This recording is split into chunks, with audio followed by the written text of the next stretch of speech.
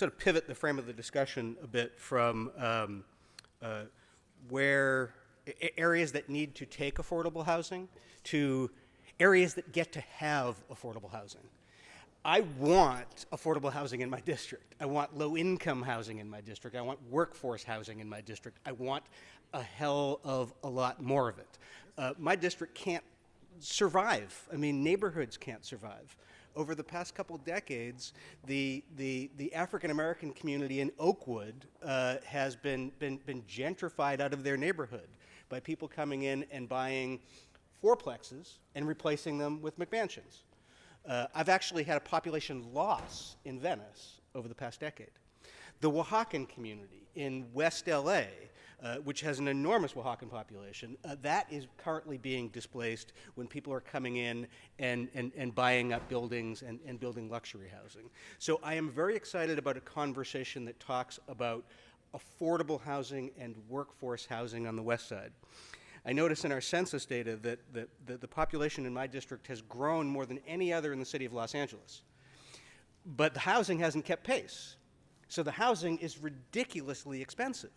And people who have lived there for 3 generations can't stay there anymore. So we need more housing. And what I'm very interested in is the inclusionary housing part of this discussion. I want to thank Mr. Cedillo for his motion on inclusionary zoning. I had one in earlier, which planning has some work product on inclusionary zoning, and I wanted to ask how that will be incorporated into this. Thank you, and the question is in terms of how we're going to include it. If I could call back up Mr. Matt Glesney, talk a little bit about our inclusionary program.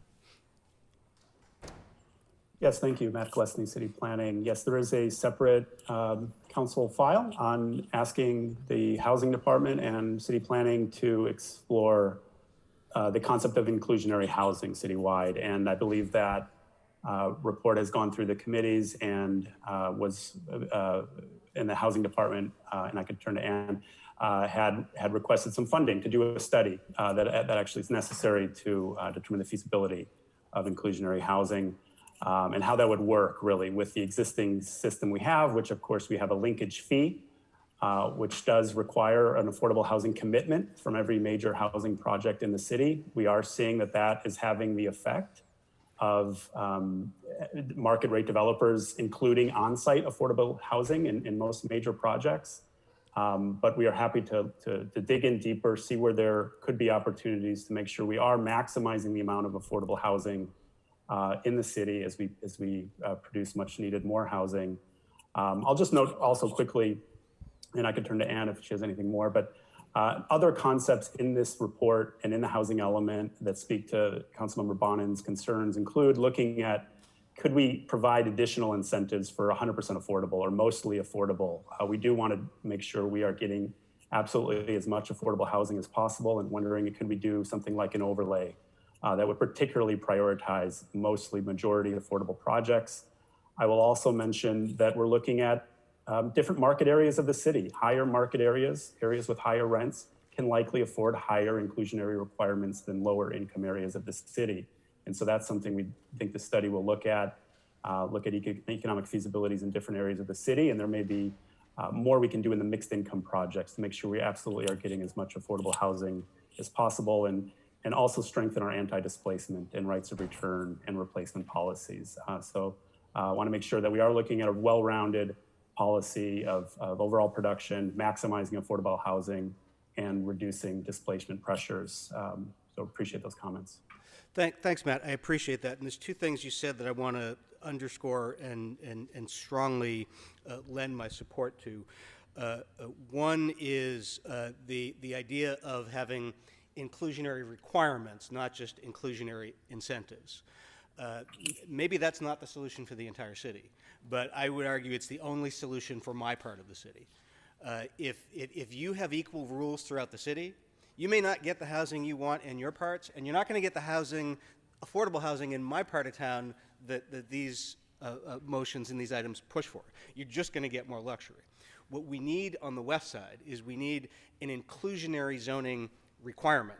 I would like us to see that as a report back is an inclusionary zoning requirement. I'd love to see at least 20% with incentives, as Matt said, to get to 100 or something like that, because we desperately, desperately need it. My other question is, when this item was before us previously, when we were talking about a ballot measure, there were some other things that I asked us to look at as part of this process. And there are other motions in that sort of do this. I have a motion in that is asking us to look at the issues of building in high fire severity zones, issue of environmental racism, and of corresponding infrastructure requirements. Will any of that be incorporated in what we're doing? Yeah, and I can get an update. Matt, if you'd like to just do the update of where we are on all those motions, since that's who's here queued up. Yes, I don't need an update now. I mean, I just Okay. want to know Happy to. that those are Absolutely. happening Yeah, and yeah. that will be considered Absolutely. as part of this. Yeah, because we're those are the issues that we're working through. So I didn't know if you want any kind of update today. We're happy to bring that back to you. Great. Okay. Appreciate that. Thank you. Thank you, Mr. Cedillo, for item 26. Thank you, Madam President, for item 27. Devil will be in the details, but I certainly support the direction of getting more affordable, getting more low income, getting more workforce housing in high opportunity areas, including the 11th District. Mr.